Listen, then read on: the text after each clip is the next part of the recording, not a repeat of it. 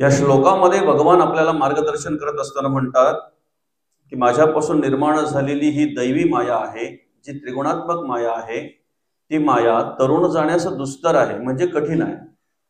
पण भगवंत म्हणतात जे मला शरण येतात, जे माझं नामचिंतन करतात, त्यांना ती अतिशय सोपी आहे. बरं का? काय म्हणतात भगवंत की ही जी माया निर्माण झालेली आहे, ही त्रिगुणात्मक माया, गुणात्मक माया, ती माया तरुण जाण्यास दुस्तर आहे, कठीण आहे. पण जे मला शरण येतात तेच या मायेच्या जाळातून तरुण जातात. म्हणजे मायेच्या जाळातून जर तरुण जायचं असेल तर किती अतिशय सोपं आहे बघा. फक्त काय, भगवंताला शरण जायचंय. देवाला शरण गेलं की मग ती माया सहज आम्हाला पार करता येते, तरुण जाता येते. असो, श्लोकावर अर्थपूजा बांधण्याआधी ज्या निमित्तानं आपण या ठिकाणी ही प्रवचन सेवा आयोजित केलेली आहे, आपल्या या साणे गावातील अर्थात हे पाटील परिवार आणि पाटील परिवाराचे पिताश्री कैलासवासी सीताराम भाऊ पाटील बाबांचं मागच्या वर्षी वृद्धापकाळाने निधन झालं आणि त्यांच्या पुण्यस्मरण दिनानिमित्त या ठिकाणी आपण ही प्रवचन सेवा आयोजित केलेली आहे. प्रथम पुण्यस्मरण दिनानिमित्त या ठिकाणी आज ही प्रवचन सेवा आपण आयोजित केलेली आहे. खरं तर या ठिकाणी बाबांनी कार्य करत असताना अतिशय चांगल्या प्रकारे कार्य केलं. आपल्या मुलाबालांचा सांभाळ केला. त्यांच्या पाश्चात आमचे बाळाराम दादा असतील, रमेश दादा असतील, सुरेखाताई असतील, जयवंतताई असतील, उषाताई असतील, त्याचप्रमाणे आमच्या विलास दादांची धर्मपत्नी असेल, त्यांची मुलं असतील. अशा प्रकारे हा पाटील परिवार आणि पाटील परिवारावर प्रेम केलं, सर्वांचं संगोपन केलं, अतिशय चांगल्या प्रकारे या ठिकाणी कार्य केलं, आपल्या मुलांवर चांगल्या प्रकारे संस्कार केले आणि अतिशय सुस्वभावी असलेले बाबा, अतिशय शांत स्वभावाचे असलेले बाबा, हाडाचे शेतकरी, आदर्शयुक्त शेतकरी म्हणून कार्य केलं त्यांनी. आणि वयाच्या 86व्या वर्षी तुमचा आमचा निरोप घेतला. खरं तर आज बाबांचं प्रथम पुण्यस्मरण दिन. पहिलं पुण्यस्मरण अर्थात बाबा जाऊन आज बरोबर 1 वर्ष झाले. बाबांच्या आयुष्यामध्ये अनेक संकट आली. खरं तर काबाड कष्ट करून, मेहनत करून आपल्या मुलाबालांचं संगोपन केलं बाबांनी. आपल्या घराला घरपण दिलं, संसार सांभाळायला. त्यात ज्या वेळेला आपण जीवनाच्या आयुष्याची वाटचाल करतोय, जीवनाचा मार्ग जेव्हा क्रमण करतोय, त्यावेळेला वेगवेगळ्या प्रकारचे दुःख येत असतात माणसाच्या आयुष्यामध्ये. अर्थात आध्यात्मिक, आधिभौतिक, आधिदैविक अशा त्रिविध तापांपैकी कोणाला तरी एक ताप असतोच असतो. कुठला ना कुठला ताप असतोच. देवाधिकांना त्यांनी सोडलं नाही, संतांना सोडलं नाही, आपल्याला काय सोडणार.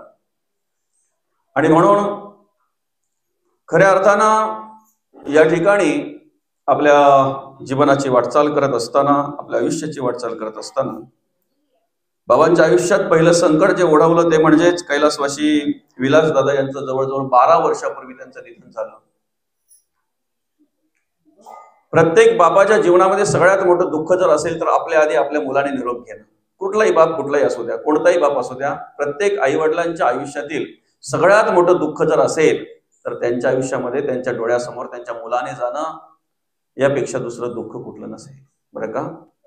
त्यानंतर त्या दुःखातून कुठे सावरतात तर आईसाहेबांनी निरोप घेतला. बाबांची धर्मपत्नी बाबांना सोडून गेली आणि या ठिकाणी त्याही दुःखातून सावरत असताना वयाच्या 86व्या वर्षी बाबांनी तुमचा आमचा निरोप घेतला. दैवजात दुःखे भरले, दोषणा कुणाचा, पराधीन आहे जगती पुत्र मानवाचा. खरं तर आम्ही या ठिकाणी सगळ्या प्रकारचे कार्य करत असतो, कर्म करत असतो, जगत असतो, वागत असतो. जे वाट्याला येईल ते अनुभवत असतो. मग सुख किंवा दुःख आलं का लक्षात? सुख आलं त्या पद्धतीने राहतो, दुःख आलं त्या पद्धतीने राहतो. पण या ठिकाणी सगळं काही कार्य करत असताना आम्ही आमचं म्हणून जे काही कार्य करतोय, माझं म्हणून जे काही स्वीकारतोय, त्यापैकी आपलं काय आहे आणि आपलं काय नाहीये याचा विचार आम्ही करत नाहीये. बरं का? खरं तर संसाराच्या राडगाड्यामध्ये अडकल्यानंतर, या प्रपंचाच्या राडगाड्यामध्ये अडकल्यानंतर मनुष्य एवढा गुंतून जातोय की त्या संसार प्रपंचाशिवाय त्याला दुसरं काहीच दिसत नाही, काहीच कळत नाही. त्याच्याशिवाय त्याच्या मनामध्ये दुसरा कुठला विचारच नसतो. आजच्या या धावपळीच्या जीवनामध्ये जर पाहायला गेलं तर प्रत्येक मनुष्याची धावपळ चालू आहे. प्रत्येक मनुष्य धावपळ करतोय. प्रत्येक मनुष्य नुसता अगदी काही ना काही काबाड कष्ट करत असतोय. अलग लक्षात, नुसती धावपळ करत असतो. पण एखाद्या माणसाला जर आपण विचारलं की दादा तुझी जी काही धावपळ चालू आहे, जिथून करता कमवता झालाय तिथून, जिथून तू जाणता झालाय तिथून, तुझी जी काही धावपळ चालू आहे दादा कशासाठी रे, हे सगळं कोणासाठी करतोय तू? उत्तर एकच असेल, माझ्या मुलाबाळांसाठी, माझ्या संसारासाठी, माझ्या प्रपंचासाठी. अलग लक्षात, प्रत्येकाकडे हेच उत्तर असेल की माझ्या मुलाबाळांसाठी मी काहीतरी करून ठेवलं पाहिजे, माझ्या संसारासाठी मी केलं पाहिजे, बरं का, मला कुठेतरी सुख मिळावं म्हणून मी हे करतोय. आता तसं जर विचार केला तर हे आपण एखाद्या तारुण्यात असलेल्या तरुण माणसाला विचारलं, एखादा करता धरता मनुष्य त्याला विचारलं, पण एखादा वृद्ध माणूस जो आहे, वयस्कर माणूस आहे, त्याचीही धावपळ जर पाहायला गेलं तर तशीच धावपळ असते. त्याला जरी आपण विचारलं बाबा तुम्ही जी आता धावपळ करताय ती कशासाठी करताय, त्याचंही उत्तर तेच असेल, बरं का. मग एक विचार करायला पाहिजे आपण की तारुण्यामध्येही तीच आपली धावपळ असते, वृद्ध अवस्थेत ही तीच धावपळ असते. पण अगदी अगदी अगदी अगदी जो खूप वृद्ध झालेला आहे, कॉटमध्ये टेकलेला आहे, स्वतःला काही करता येत नाही, अशाही माणसाला जरी आपण विचारलं का बाबा ज्या सुखासाठी तुम्ही आयुष्यभर धावपळ केली ते सुख तुम्हाला मिळालं का? काका, आयुष्यभर ज्याच्यासाठी तुम्ही सगळं काही कार्य केलं ते सुख प्राप्त व्हावं म्हणून, ते समाधान प्राप्त व्हावं म्हणून, ते समाधान तुम्हाला मिळालं का? बघा ना त्याचं उत्तर काय असतंय. बरं, तुम्ही ज्या संसारासाठी जे सगळं काही केलं तो संसार तुमचा पूर्ण झाला का? काय उत्तर असेल त्यांचं? आयुष्यभर तुम्ही जी काही धावपळ केली तुमच्या घरासाठी, मुलाबाळांसाठी, असं तुम्हाला वाटतंय का मनापासून का बस झालं म्हणून, भरपूर करून ठेवलं म्हणून असं वाटतंय? कधीच नाही, कधीच नाही. म्हणजे माणसाची जी धावपळ आहे ना ती मरेपर्यंत थांबत नाही माऊली, जाईपर्यंत थांबत नाही, बरं का.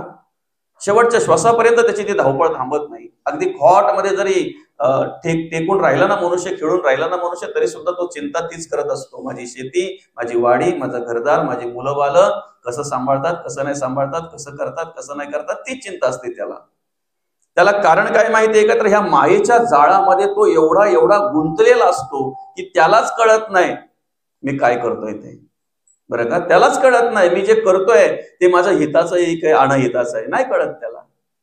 आलं का लक्षात?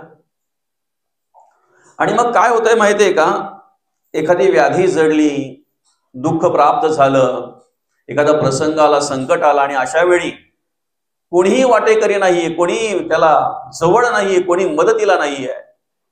स्वतःलाच भोगावं लागतंय, स्वतःलाच त्या ठिकाणी सामोरे जावं लागतंय त्या आलेल्या प्रसंगाला, आलेल्या दुःखाला. त्यावेळेला मग असा मनुष्य एकटाच विचार करत असतो, जगलो रे मी, जगलो, आयुष्यभर जगलो, माझ्या मुलांसाठी, माझ्या मुलाबालांसाठी, माझ्या संसारासाठी, माझ्या कुटुंबासाठी आयुष्यभर जगलो, पण माझ्यासाठी जगायचं राहून गेलं. शेवटच्या वेळेला माणसाला कळतंय मी सगळ्यांसाठी जगलो, मी सर्वांसाठी जगलो, पण माझ्या स्वतःसाठी मात्र जगायचं राहून गेलं. कधीतरी तोच मनुष्य एखाद्या कोपऱ्यामध्ये बसून विचार करत असतो, काय माहितीये का, मी सगळ्यांसाठी सगळं केलं रे, जिथून करता कमवता झालो तिथून कधीही मी माझ्या स्वतःच्या हौस मौजेचा विचार केला नाही, कधीही मौज मजा केली नाही, मी कधी शांत बसलो नाही, कधी आराम केला नाही, कधी आरामाचा विचार केला नाही. मी फक्त धावपळ करत राहिलो. मी माझ्या मुलांसाठी केलं, मी माझ्या मुलाबाळांसाठी केलं, मी माझ्या बाईसाठी केलं, मी माझ्या घरादारासाठी केलं, मी माझ्या कुटुंबासाठी केलं, भरपूर सर्वांसाठी केलं, पण माझ्यासाठी मात्र काहीच केलं नाही. स्वतःसाठी काय केलंय? काहीही केलं नाही. कधी विचार करतोय तो? ज्या वेळेला सगळं संपलेलं असतंय ना तेव्हा त्याला कळतंय की माझ्या स्वतःसाठी जगायचं राहून गेलं, माझ्या स्वतःसाठी सगळं काही करायचं राहून गेलं. आलं का लक्षात?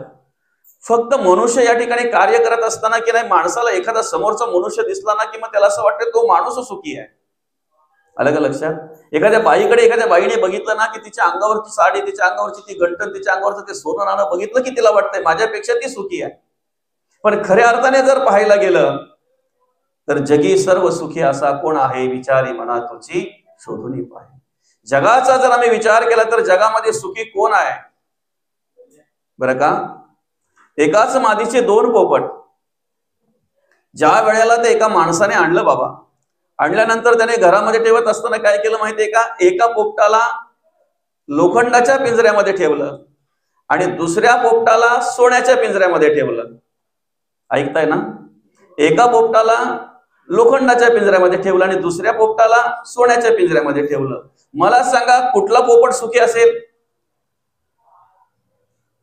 लोखंडाच्या पिंजऱ्यातला की सोन्याच्या पिंजऱ्यातला? बघा ना, ज्या वेळेला एक पाहुणा त्याच्याकडे आला, पाहुणा आल्यानंतर तो पाहतो अरे वा, सोन्याचा पिंजरा, लोखंडाचा पिंजरा, दोन पोपट त्याला पाहायला मिळाले. पण तो पहिले गेला, लोखंडाच्या पिंजऱ्यामध्ये अडकलेल्या त्या पोपटाला हात जोडल्याने विचारलं, दादा कसं वाटतंय तुला? काय बोलला तो? कसं वाटतंय? बरं वाटतंय का तुला? आनंदी आहेस का तू? त्यावेळेला त्या पोपटाने दिलेलं उत्तर ऐका काय आहे. तो पोपट म्हणतोय, दादा अरे मी माझ्या पंखाने विहार करणारा, ह्या झाडावरून त्या झाडावर जाणारा, समजतंय ना? मला जे पाहिजे ते फळ मी खाणारा, पाहिजे तसं जगणारा स्वतंत्र होतो रे मी. पण या ठिकाणी या पिंजऱ्यामध्ये बंदिस्त केल्यामुळे आता मात्र मी खूप दुःखी आहे. सगळं जागेवर खायला मिळतंय, पण जे मला स्वतंत्र पाहिजे ते स्वतंत्र नाहीये ना. जे फिरायला पाहिजे, विहार करायला पाहिजे ते मी करू शकत नाही ना. बंदिस्त केलंय मला, दुःखी आहे मी, मला दुःख वाटतंय, खूप त्रास होतोय मला या पिंजऱ्यामध्ये. त्या पाहुण्याला वाटलं हा पोपट लोखंड पिंजऱ्यात आहे म्हणून याला दुःख होतंय, आपण सोन्याच्या पिंजऱ्यात असलेल्या पोपटाला विचारू. आता जाऊन त्याने सोन्याच्या पिंजऱ्यात असलेल्या पोपटाला विचारलं, दादा तुला कसं वाटतंय रे? त्यावेळेला त्याने काय उत्तर दिलं माहितीये का? पिंजरा लोखंडाचा असो नाहीतर सोन्याचा असो, बंदिस्तच आहे ना. इथे तिथे जी अवस्था आहे लोखंडाच्या पिंजऱ्यामध्ये, तीच अवस्था सोन्याच्या पिंजऱ्यामध्ये आहे ना. आजची परिस्थिती जर पाहायला गेली तर ज्याला श्रवण नाहीये, ज्याला संत चरण नाहीये, सत्संग नाहीये, संतांचा विचार ज्याच्याकडे नाहीये, त्याची अवस्था जर आम्ही पाहायला गेलं तर श्रीमंत असो वा गरीब असो, दोघांची सारखीच परिस्थिती आहे, वेगळी अशी काही नाहीये. सोन्याच्या पिंजऱ्यातला काय आणि लोखंडाच्या पिंजऱ्यातला काय, दोन्ही बंदिस्तच आहेत. तसं आम्ही मायेच्या जाळामध्ये अडकलेलो आहोत. ते जाळं आमचं आम्ही तयार केलेलं आहे, कोणी आम्हाला अडकवलेलं नाही, कोणी आम्हाला बांधलेलं नाही, बंदिस्त कोणी केलेलं नाही. आम्ही स्वतःहून बंदिस्त झालेलो आहोत, आम्ही स्वतःहून अडकलेलो आहोत त्या मायेच्या जाळामध्ये. सोडवणार कोण? म्हणून तर जगद्गुरु तुकोबा म्हणतात, नको नको मना गुंतू माया जाळी, काळ आला जवळ ग्रासावया. बरं का? काळ जवळ जवळ येत आहे, घडीने घडी काळ आयुष्य नेतो. त्याच्याही पुढे संत म्हणतात, जगद्गुरु तुकोबा म्हणतात, आयुष्य मोजावया बैसला मापारी, तू कार्य व्यवहारी संसाराच्या. आमचं आयुष्य मोजतोय तो, आम्हाला माहिती नाही आम्हाला किती आयुष्य दिलेलं आहे भगवंताने. आमची जन्मतारीख आम्हाला माहिती आहे, पण मृत्यूची तारीख मात्र आम्हाला कोणालाही माहित नाही. आहे का कोणी इथे ज्याला मृत्यूची तारीख माहिती आहे? मृत्यूची तारीख आम्हाला माहित नाहीये, पण मृत्यू आहे हे तेवढंच सत्य आहे, जाणं आहे हे तेवढंच सत्य आहे. ते निरोप घेण्याच्या आधी, त्या जाण्याच्या आधी आम्ही काय केलं पाहिजे? जर या मायेच्या जाळातून आम्हाला सुटायचं असेल, मोकळं व्हायचं असेल, तर आम्ही काय करावं याचं उत्तर या श्लोकामध्ये भगवंत आम्हाला देतात. काय म्हणतात मार्गदर्शन करताना भगवंत? दैवी भेषा गुणमयी मम माया दुरत्तया मामेव ते प्रपद्यन्ते माया मेता तरंती ते. अर्थात ही गुणात्मक माया जी आहे, ही त्रिगुणात्मक माया जी आहे, ही तरुण जाण्यास दुस्तर आहे, कठीण आहे. पण भगवंत म्हणतात जे मला शरण येतात ना, ते सहज ही माया तरुण जातात. मग आम्ही काय केलं पाहिजे? आम्ही भगवंताला शरण गेलो पाहिजे, आम्ही देवाला शरण गेलो पाहिजे. आम्ही जर देवाला शरण गेलो, आम्ही जर पांडुरंग परमात्म्याला, देवाला, भगवंताला जर शरण गेलो, तर निश्चित ही माया तरुण जाण्यास आम्हाला अतिशय सोपी आहे, अतिशय सोपी आहे. ते देवाची पूजा आमच्याकडून घडली पाहिजे, ते देवाचं नामस्मरण आमच्याकडून घडलं पाहिजे, ते देवाचं नामचिंतन आम्ही अखंड केलं पाहिजे. आणि अखंड जर नामचिंतन आमच्याकडून घडलं तर निश्चित ही माया किती जरी दुस्तर असली, किती जरी कठीण असली, तरी सुद्धा ती सहज आम्ही तरुण जाऊ. फक्त नामचिंतन आम्ही भगवंताचं केलं पाहिजे, ती देवाची पूजा आमच्याकडून घडली पाहिजे. त्यासाठी आम्हाला मार्गदर्शन हवं ना. कशाला देवपूजा म्हणतात? आम्हाला असं वाटतंय देवाला चांगला हार घातला, मोठा सुशोभित असा म्हणजे देव खुश झाला. सकाळी नुसती अगरबत्ती, देवाला नुसती अगरबत्ती दाखवणारा मनुष्य पण बोलतोय मी खूप मोठा भक्ती करतोय, खूप मोठा परमार्थिक आहे. बरं का? परमार्थ कशाला म्हणतात, भक्ती कशाला म्हणतात तेच आम्हाला माहिती नाही. आम्ही तुपाचा दिवा लावला म्हणजे आम्ही खूप मोठी भक्ती झाली आमची, असं आम्हाला वाटतंय. आम्ही सुगंधी अगरबत्ती देवाला लावली, देवाला दाखवली म्हणजे आम्ही खूप परमार्थिक आहोत असं आम्ही स्वतःला समजतोय. पण देवाला जी भक्ती आवडते ना ती भक्ती वेगळी आहे दादा. तुमच्या परिस्थितीप्रमाणे तुम्ही दिवा लावा, तुमच्या परिस्थितीप्रमाणे तुम्ही अगरबत्ती दाखवा, तुमच्या परिस्थितीप्रमाणे देवाला एखादा सुशोभित असा हार घाला, तुमच्या मनाला समाधान वाटावं म्हणून. ते देवाचंच आहे, ते त्याचं त्यालाच आपण देतोय, ज्याचं आहे त्यालाच आपण देतोय. बरं का, देवाला जी पूजा आवडते ना, देवाला जी भक्ती आवडते ना, त्याची ओळख करून देत असताना जगद्गुरु तुकोबा म्हणतात, डोळे तुम्ही घ्याव सुख, पहा भगवंताचे रूप. बरं का, कानाने ऐकायचंय देवाचं गुणगान, ऐकावं तुम्ही कान भगवंताचे गुणगान, घे घे वाचे गोड नाम विठोबाचे. आमच्या मुखातून ज्या वेळेला भगवंताचं नामस्मरण होईल, आम्ही आमच्या डोळ्याने ज्या वेळेला सर्वत्र भगवंताला पाहू, आम्ही आमच्या कानाने ज्या वेळेला भगवंताचंच ऐकू, आमची प्रत्येक इंद्रिय ज्या वेळेला देवाचंच कार्य करेल ना, ती देवपूजा भगवंताला आवडत असते, ती देवाची सेवा, ते देवाचं कार्य भगवंताला आवडत असते. आणि म्हणून सर्वांगाने आमच्या देवाचं कार्य घडलं पाहिजे, देवाची पूजा घडली पाहिजे. अर्थात सर्वत्र आम्हाला देव दिसला पाहिजे, आम्हाला सर्वत्र देवाची प्रचिती आली पाहिजे. विष्णुमय जग वैष्णवांचा धर्म, भेदा भेद भ्रम अमंगळ. आमच्याकडे जो भेद आहे, आमच्याकडे जो भेदाभेद आहे, तो दूर झाला पाहिजे, तो नष्ट झाला पाहिजे. आणि सर्वत्र आम्ही एका देवाचं पूजन केलं पाहिजे, एका देवाला बघितलं पाहिजे. विष्णुमय जग म्हणून तर नाथ महाराजांनी गंगा काशीशी आणली, पण गाढवाला पाजली. गाढवाला पाजत असताना काही लोक म्हणली, नाथ महाराज काय करतात? त्यावेळेला नाथ महाराजांनी उत्तर दिलं, त्या देवापेक्षा ह्या देवाला आता ह्या गंगेची गरज आहे. समजतंय ना? तृप्त झालेले तुमच्या घरून 1000 जरी जेवून गेले तरी तुम्हाला पुण्य लाभेल का पाप लाभेल ते मला माहिती नाहीये, पण ज्याला खऱ्या अर्थाने अन्नाची गरज आहे अशा 2च माणसांना जरी तुम्ही जेवायला घातलं ना, तरी त्याच्याने तुम्हाला पुण्य जोडल्याशिवाय राहणार नाही, त्याच्याने तुम्हाला पुण्य प्राप्त झाल्याशिवाय राहणार नाही. जब प्यासे को पाणी पिलाते नाही, बाद अमृत पिलाने से क्या पाएगा. तहानलेल्या जर तुम्हाला पाणी पाजता येत नसेल तर नंतर त्याला अमृत पाजून फायदा काय दादा? तर खऱ्या अर्थाने तहानलेल्याची तहान जर तुम्ही जाणत असाल, भुकेल्याची भूक जर तुम्ही जाणत असाल, तर तीच देवपूजा देवाला आवडते, तीच देवपूजा देवाला आवडते. कोणाचा द्वेष करू नका, कोणाची निंदा करू नका, कोणाचा मत्सर करू नका. आलं का लक्षात? आपण सहज सहज द्वेष करतोय, सहज सहज मत्सर करतोय, सहज सहज निंदा करतोय, आपल्याला कळत नाही आपण काय करतोय. आम्ही पाप साठवतोय की पुण्य साठवतोय हेच आम्हाला कळत नाही. आम्ही सहज बसल्या बसल्या पाप गोळा करत असतो माऊली. सहज नुसते 2-4 जण बसलेत ना तरी याचं असं चाललंय, त्याचं तसं चाललंय. 2-4 जणी बसल्यानंतर हिचं हे, तिचं ते, हिची सासू अशी, तिचं सासरा असा, तिची सून अशी. सहज पाप गोळा करतोय, आम्हाला कळत नाही आम्ही काय गोळा करतोय ते. आणि हे कार्य सहज घडते नाही का? ठरवावं लागतंय का? ठरवावं लागतंय का? सहज घडतंय ते. सहज सहज आम्ही पाप गोळा करतोय, आम्हाला कळत नाही. निंदा घडते आमच्याकडून, द्वेष घडतंय, मत्सर घडतंय, हे पाप कर्म आमच्याकडून घडतंय, आम्हाला कळत नाही आम्ही काय करतोय ते. चांगली कर्म करायची असतील तर ती ठरवावी लागतात, ते मार्गदर्शन घ्यावं लागतंय, ते ज्ञान प्राप्त करून घ्यावं लागतंय आणि त्याप्रमाणे ती कर्म आमच्याकडून घडत असतात. आलं का लक्षात? एक विचार करा मनामध्ये, आम्ही जर विष्णुमय जग म्हणतोय, सर्वत्र जर भगवंत आहे, सर्वत्र जर देव आहे, सगळ्यांमध्ये जर देव आहे, या सृष्टीची निर्मिती करणारा तो भगवंत आहे, पंचभूतांचा निर्माता तो आहे, 4 खाणींचा निर्माता तो आहे, 84 लक्ष जीव योनीचा जर निर्माता तो आहे, तर आम्ही द्वेष करतोय कोणाचा? आम्ही मत्सर करतोय कोणाचा? आम्ही तिरस्कार करतोय कोणाचा? आम्ही निंदा करतोय कोणाची? म्हणून तर संत म्हणतात, माणूस कोणताही वाईट नाहीये. त्याच्याकडे असलेले गुण वाईट असतील, त्याच्याकडे असलेली कर्म वाईट असतील, त्याचे विचार वाईट असतील. ज्या वेळेला तो मनुष्य वाईट विचाराचा त्याग करतोय, ज्या वेळेला तो मनुष्य वाईट गुणांचा त्याग करतोय, त्या वेळेला बसल्या जागेवर त्याच्यामध्ये परिवर्तन होते. बघा, बसल्या जागेवर परिवर्तन होतंय. आलं का लक्षात? आम्हाला देव व्हायचं आहे, आम्हाला संत व्हायचं आहे. सोपं आहे ना? काय कठीण आहे सांगा ना? काय कठीण आहे? देव व्हायचं काय कठीण आहे का? नुसतं एखादा माणूस आपल्याला बोलला ना, देवासारखा माणूस आहे, बस संपलं.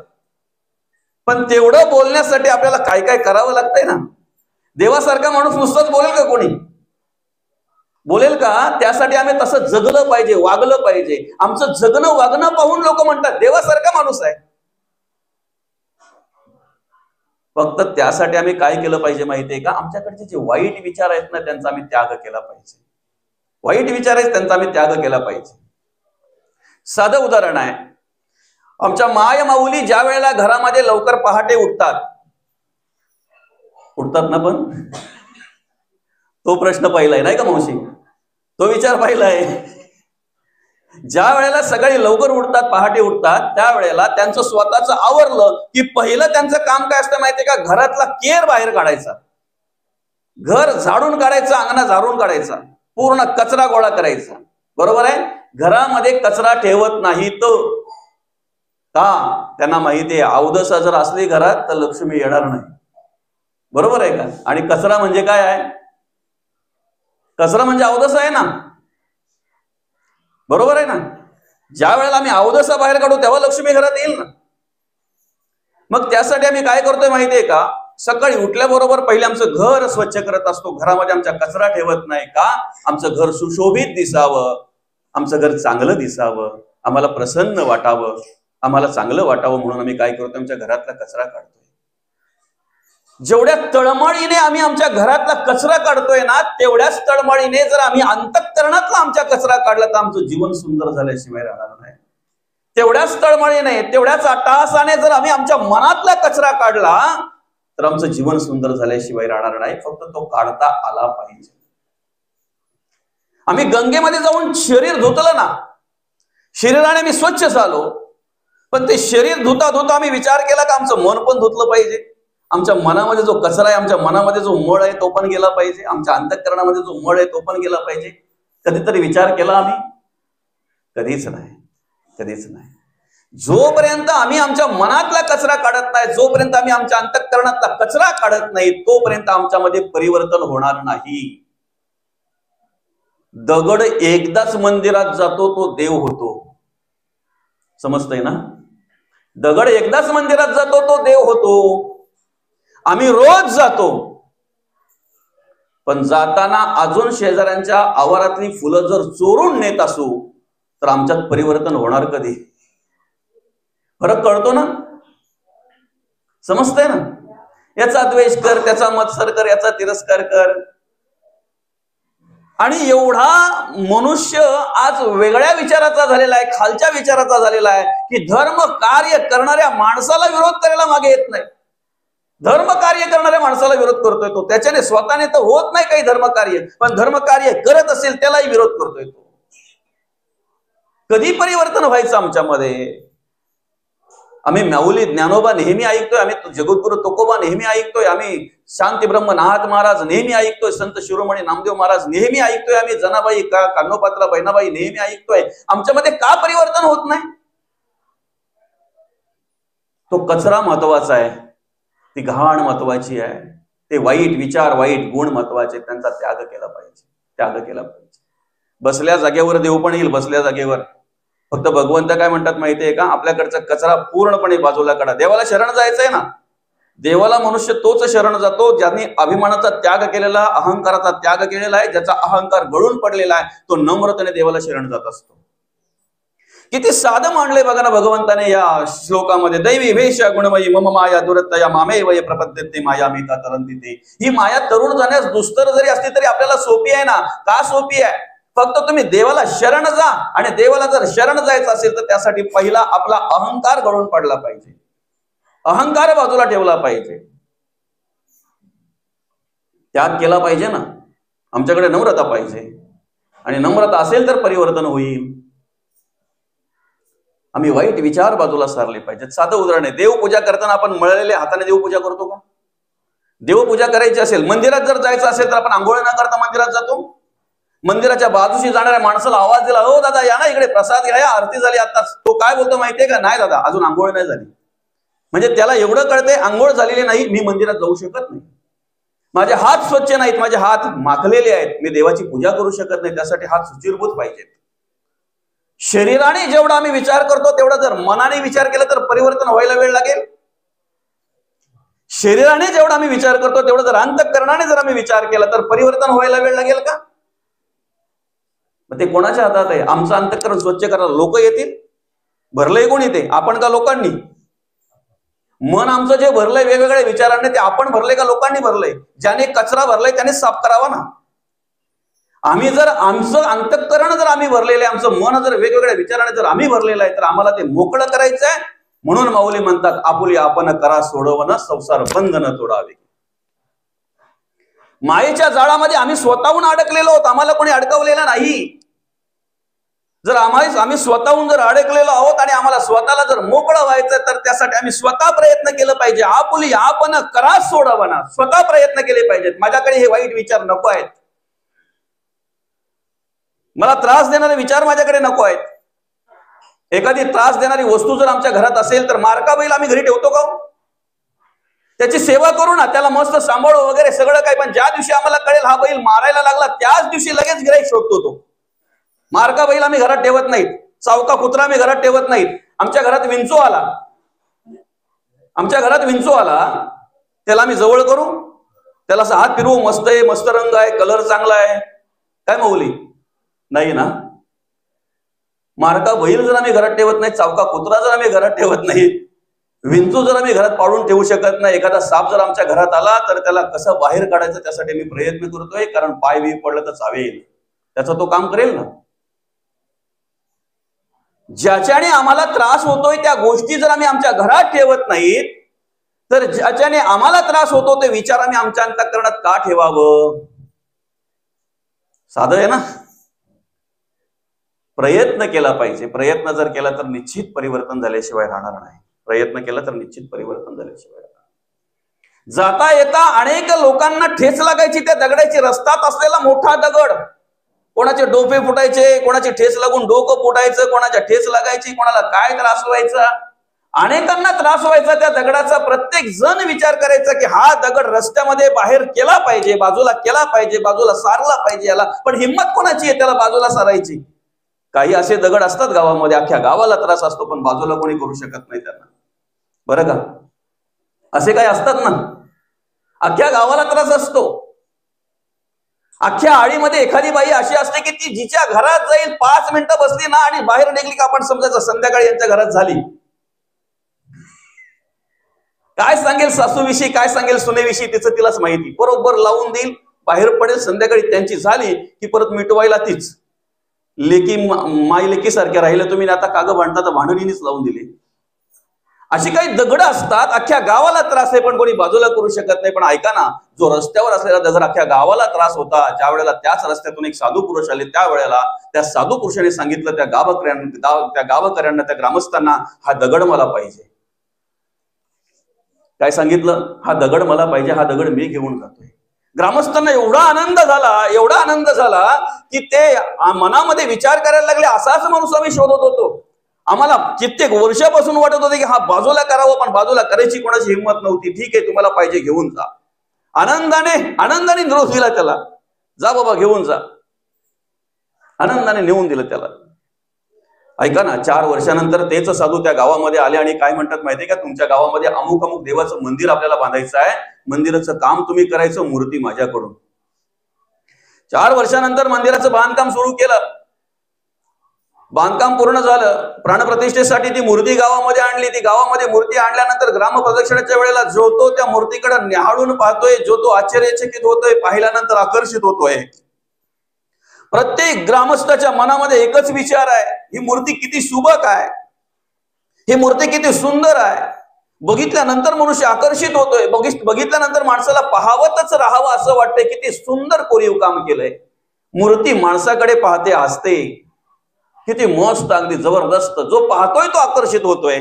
शेवटी राहवतच नाही. म्हणून ग्रामस्थांनी त्या साधूला विचारलं, महाराज एवढी सुबक, एवढी सुंदर मूर्ती निर्माण केली, तुम्ही तयार केले, सांगा ना, हा दगड, हा पाषाण तुम्हाला कुठे मिळाला?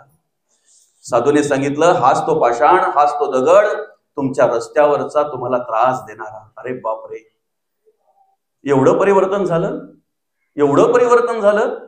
आता मात्र ती ग्रामस्थ विचार करायला लागले की किती त्रास झाला असेल या महाराजांना, काय काय केलं असेल या महाराजांनी.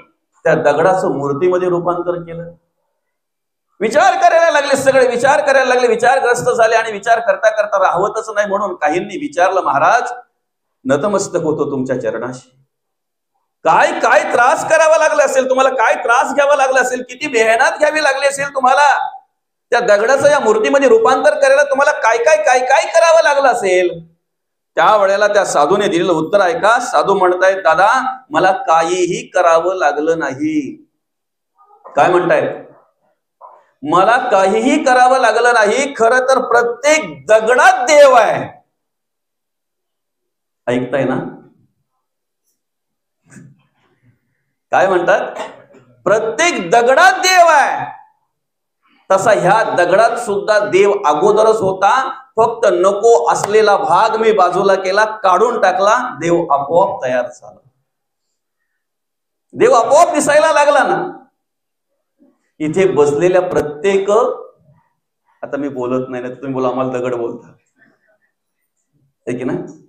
प्रत्येक माणसात देव आहे, प्रत्येक दगडात देव आहे. फक्त आम्हाला काय करायचं? आमचा नको असलेला भाग आम्हाला बाजूला करायचा आहे. आमच्याकडे नको असलेले विचार आम्हाला बाजूला करायचे, आमचे अवगुण आम्हाला बाजूला करायचे, आमचे कुकर्म आम्हाला बाजूला करायचे. ज्या वेळेला आम्ही आमचा नको असलेला भाग बाजूला करू ना, त्यावेळेला बसल्या जागेवर देव पण आल्याशिवाय राहणार नाही. बसल्या जागेवर आम्हाला सगळं सोडायला जमतंय, पण तेच टाकायला जमत नाही. काही समजतंय? खरं तर दगड बोललं पण दगडाला राग येतोय. माणसाला जर दगड बोलतो कोणाला राग यायला पाहिजे? माणसाला का दगडाला? पण माणसाला राग नाही, दगडाला राग येतोय. आणि येणं सोपंच आहे ना, सारखं साहजिकच आहे ना. कारण दगड काय म्हणतोय माहितीये का? टाकीने खपली फोडली ती मागू तो ना जडली, पण मनुष्याची कुबुद्धी जाडली ती पुन्हा लागे. काय म्हणतोय दगड? दादा माझ्या खपल्या एकदा काढल्या ना की कालांतराने काही वर्षानंतर सुद्धा ते येऊन मला चिटकत नाहीत. चिटकल्यात? एकदा दगडाच्या खपल्या काढल्या, देव पण आलं की काढलेल्या खपल्या परत जाऊन चिटकल्यात का? पण आमची कुबुद्धी झाडली का पुन्हा लागते ना? पुन्हा लागते की नाही? कधीतरी आम्ही एखाद्या गोष्टीविषयी काहीतरी ऐकलं ना की लगेच त्या गोष्टीचा आम्ही त्याग करतोय. सरळ वागायचा जगायचा प्रयत्न करतोय, पण दुसरा विषय कधी येऊन चिटकतोय आम्हालाच कळत नाही. कामाने आमची हानी आहे म्हणून आम्ही कामाला बाजूला करतोय. लगेच लोभ कधी येऊन चिटकतोय कळत नाही आम्हाला. लोभाने आमची हानी आहे ज्या वेळेला आम्हाला कळते त्यावेळेला लोभाला बाजूला करतोय. क्रोध कधी येऊन चिटकतोय आम्हालाच कळत नाही. आणि जोपर्यंत ही किलमिश, ही घाण, हे वाईट विचार आमच्या अंतःकरणातून जात नाहीत, तोपर्यंत आम्ही देवाला शरण जाणार नाहीत. आणि जोपर्यंत देवाला शरण जात नाही तोपर्यंत ही त्रिगुणात्मक माया तरण्यास आम्हाला दुस्तर आहे, कठीण आहे. पण जी कठीण आहे ना ती अतिशय सोपी आहे. फक्त भगवंताला शरण जा. भगवंताला शरण जाण्याच्या आधी जे आपल्याकडे वाईट विचार आहेत त्यांचा त्याग करा, वाईट गुण आहेत त्यांचा त्याग करा. साधं उदाहरण आहे, हा पेन आहे माझ्या खिशाला माऊली. ह्या पेनच्या रिफिल काडीतली जर समजा शाई लिकेज झाली आणि माझा शर्ट जर खराब झाला, हा ऐकताय ना? आपल्याला अजून फक्त 5-10 मिनिटच करायचंय कार्यक्रम, 11:15 पर्यंतच फक्त, कारण भटजी काका आले बरं का. पेन माझ्या खिशाला आहे, त्याची शाई जर लिकेज झाली, शर्टला जर त्याची शाई लागली, शर्टचा खिसा जर माझा खराब झाला, तर मला माहिती झाल्यानंतर मी किती वेळ तो पेन माझ्या खिशात ठेवीन? 1 सेकंद पण नाही. बरोबर आहे माऊली? जेव्हा समजेल त्या वेळेला फेकून देईन. कसा फेकून देईन? प्रेमात का रागात?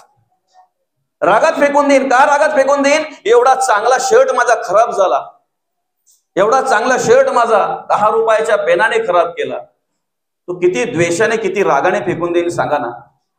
अरे मग वस्त्र कपडे खराब करणारी वस्तू जर आम्ही आमच्या जवळ ठेवत नाही, तिचा जर राग करतोय, द्वेष करतोय, मत्सर करतोय आणि रागाने जर तिचा आम्ही त्याग करतोय, तर आमचं आयुष्य खराब करणारे विचार आम्ही का जवळ ठेवतोय? आमचं आयुष्य उद्ध्वस्त करणारे, आमचं आयुष्य बर्बाद करणारे विचार आम्ही का जवळ ठेवतोय? का त्यांचा द्वेष करत नाही? का त्यांचा मत्सर करत नाही? का रागाने आम्ही त्यांना फेकून देत नाही? ज्या दिवशी फेकून देऊ ना त्या दिवशी घरामध्ये आम्हाला समाधान प्राप्त झाल्याशिवाय राहणार नाही.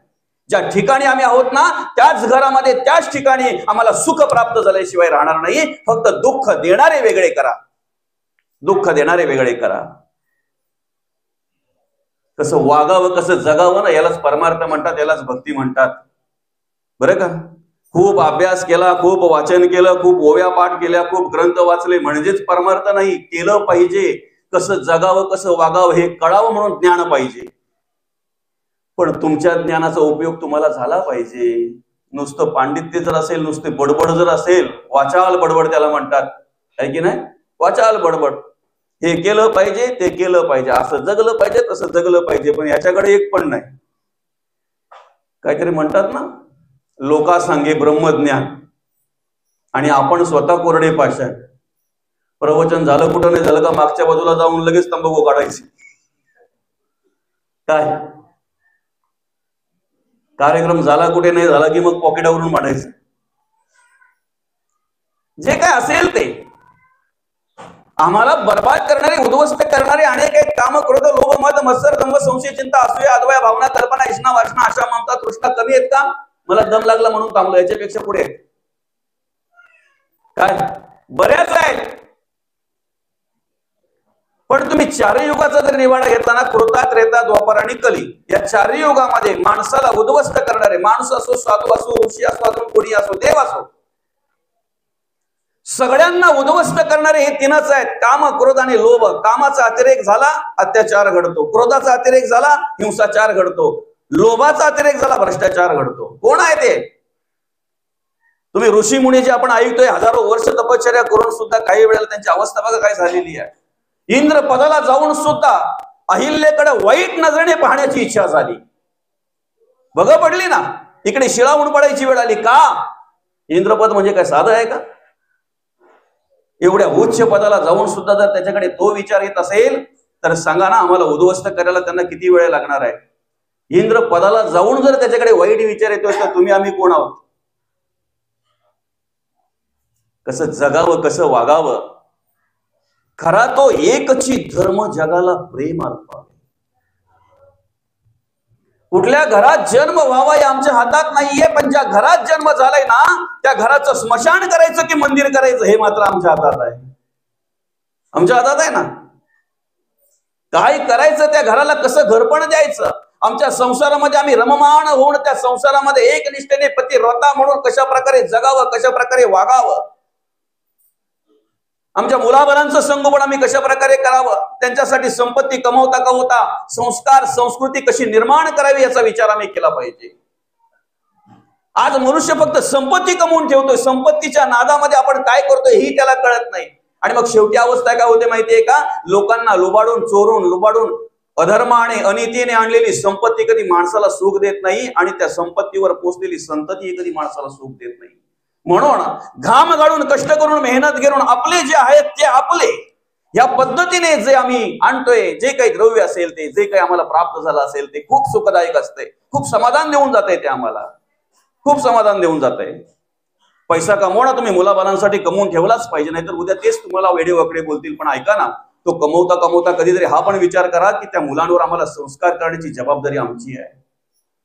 आज तरुण तरुण मुलं आमच्या समाजातली उद्ध्वस्त होताना दिसत आहेत. 20-20, 25-25 वर्षाची मुलं नको नको त्या व्यसनाधीन होऊन बापाच्या आधी या जगाचा निरोप घेत आहेत.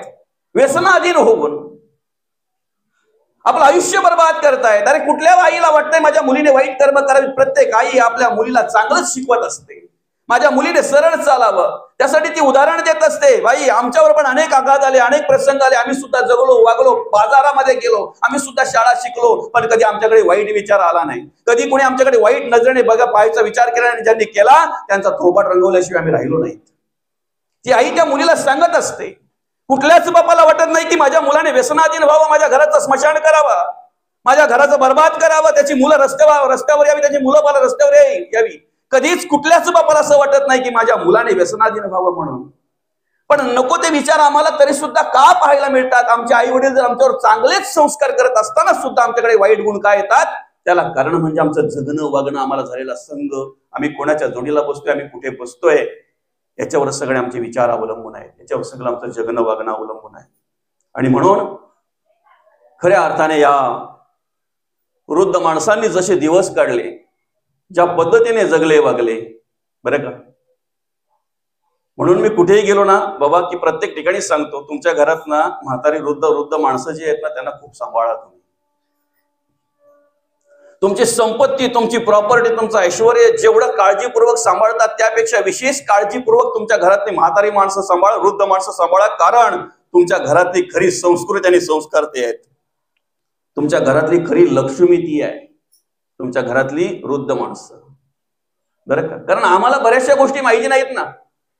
कधीतरी दरवाजा जर बंद असला तर लात मारून आम्ही दरवाजा उघडतोय, पण दरवाजावर लात मारणं म्हणजे अवदसेला आमंत्रण करणं आहे. ऐका, तुम्ही कधीतरी लात मारताना जर एखाद्या वृद्ध माणसाला दिसलात ना, तुम्ही एखाद्या आजीला जर दिसलात ना, तर तिची तळपायाच्या मस्तकाला जाते, काय करू ना काय ठेवू. या बाईला पण ती हात जोडून सांगते, बाई दरवाजावर लात मारायची नसते का. दरवाजात प्रवेश करत असताना, घरामध्ये प्रवेश करत असताना ज्या उंबरट्याला आपण हळद कुंकू लावतोय, फुलं वाहतोय, त्याची पूजा करून आतमध्ये येतोय, त्या उंबरट्यावर पाय ठेवणं म्हणजे चुकीचं आहे. पाय ठेवू नये, त्या उंबरट्याला लात मारणं म्हणजे चुकीचं आहे. सांगेल कोण आम्हाला? आमच्या घरातली जी सांगणारी माणसंच कमी झाली ना, ही वृद्ध माणसंच कमी झाली ना. एखादा भरलेला हांडा असेल, एखादा भरलेला भांडा असेल, त्याला पाय लावणं चुकीचं आहे. आम्ही सुपाला लात मारून बाजूला करतोय, आम्ही झाडूला लात मारून बाजूला करतोय. काय रे संस्कृती आमची, काय संस्कार, काय जगतोय वागतोय आम्ही. आणि लक्ष्मीचे आमंत्रण करतोय आम्ही, लक्ष्मी आली पाहिजे, ताण मांडतोय, पूजा करतोय आम्ही, उपवास करतोय. पण ते उपवास करता करता आम्ही किती काय काय कर्म करतोय हेच आम्हाला माहित नाही. जिने 9 महिने 9 दिवस आम्हाला गर्भामध्ये सांभाळलं, वाढवलं, घडवलं, मोठं केलं. स्वतः श्वास घ्यायची, अर्धा श्वास आम्हाला द्यायची नाले वाटून, स्वतः अन्न खायची, त्याचा अन्न रस आम्हाला द्यायची नाले वाटून. मरणदायी यातना भोगून जिच्यामुळे आम्ही या जगामध्ये आलो, तीच लक्ष्मी जर आज आम्हाला वृद्धाश्रमात पाहायला मिळत असेल तर कुठल्या लक्ष्मीचं पूजन करतोय आम्ही, कुठल्या देवीचं पूजन करतोय. ज्या बापाने हाडाची काढ केली, ज्या बापाने रक्ताचं पाणी केलं, स्वतःच्या मौज मजेचा कधी विचार केला नाही, स्वतःच्या जीवाचा कधी विचार केला नाही, कधीही स्वतःकडे बघितलं नाही. अगदी अगदी अगदी अगदी जर पाहायला गेलं तर जुने कपडे घातले, 3-3, 4-4 ठिकाणी ठिगळं पडावी, 3-3, 4-4 ठिकाणी रफ केलेल्या पॅन्टी बापाने घातल्या, पण कधी नवीन कपड्याचा विचार केला नाही. आम्हाला पाहिजे त्या वेळेला पाहिजे ते आणून दिलं. नवीन बुट तर नवीन बुट, नवीन कपडे तर नवीन कपडे. जी आमची फीस असेल, भले काहीतरी करावं, स्वतःच्या पोटाला चिंता घ्यावा, 4 पैसे सांभाळावे आणि आमची फीज बापाने भरावी. आम्हाला शिकवलं, वाढवलं, घडवलं. आज तोच बाप जर आम्हाला वृद्धाश्रमात पाहायला मिळत असेल तर सांगा ना, आम्ही कुठली संस्कृती आणि कुठला